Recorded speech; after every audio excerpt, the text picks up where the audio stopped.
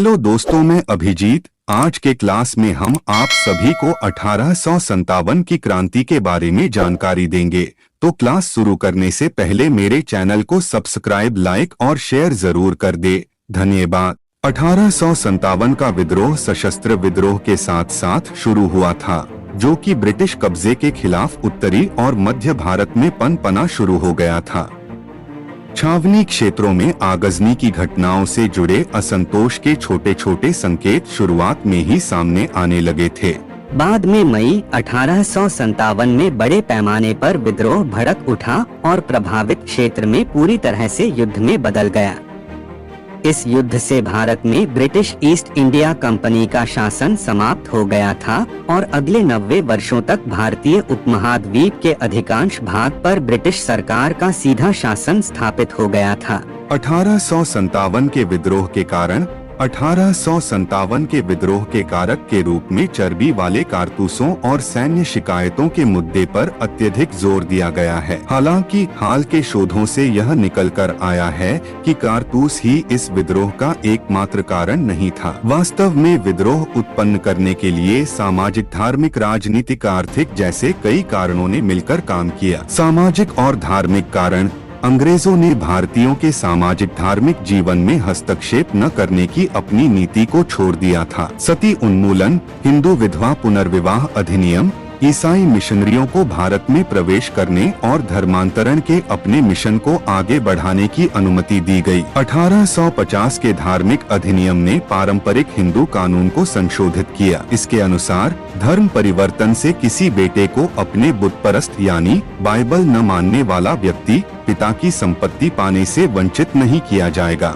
आर्थिक कारण: ब्रिटिश शासन के कारण गांव की आत्मनिर्भरता समाप्त हो गई थी और कृषि का व्यावसायीकरण हुआ, जिससे किसानों पर बोझ पड़ा था। 1800 से मुक्त व्यापार साम्राज्यवाद को अपनाया गया और गैर औद्योगिकीकरण और धन का निकास हुआ, जिसके कारण अर्थव्यवस्था में गिरावट आई। सैन्य शिकायतें: भारत में ब्रिटिश प्रभुत्व के विस्तार ने सिपाहियों की सेवा स्थिति पर प्रतिकूल प्रभाव डाला था। उन्हें अतिरिक्त भत्ते के भुगतान के बिना अपने घरों से दूर एक क्षेत्र में सेवा करने की आवश्यकता कर दी गई थी।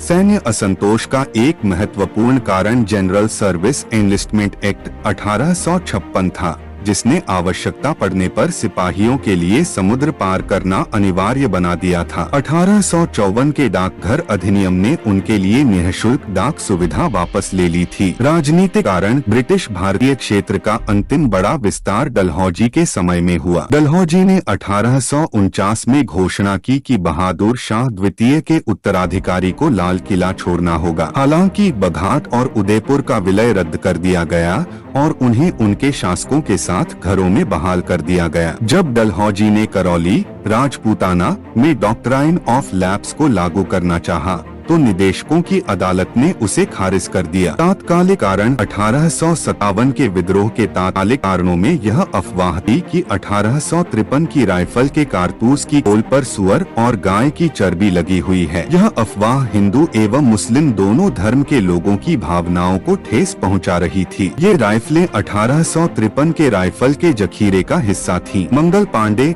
29 मार्च 1857 को मंगल पांडे नाम के एक सैनिक ने बैरकपुर छावनी में अपने अफसरों के विरुद्ध विद्रोह कर दिया, लेकिन ब्रिटिश सैन्य अधिकारियों ने इस सैनिक विद्रोह को सरलता से नियंत्रित कर लिया और साथ ही उसकी बटालियन 34 NI को भंग कर दिया। 24 अप्रैल को 3 LC परेड मेरठ में 90 घुड़सवारों में से 85 सैनिकों ने नए कारतूस लेने से इनकार कर दिया। आज्ञा की अवहेलना के कारण इन 85 घुड़सवारों को कोर्ट मार्शल द्वारा 5 वर्ष का कारावास दिया गया। खुला विद्रोह 10 मई दिन रविवार को सायकाल 5 व 6 बजे के मध्य प्रारंभ हुआ। सर्वप्रथम पैदल टुकड़ी 20 NI में विद्रोह की शुरुआत हुई। उसके बाद 3 LC में भी विद्रोह फैल गया। इन विद्रोहियों ने अपने अधिकारियों के ऊपर गोलियां चलाई। मंगल पांडे ने हियरसे को गोली मारी थी, जबकि अफसर बाग की हत्या कर दी गई थी।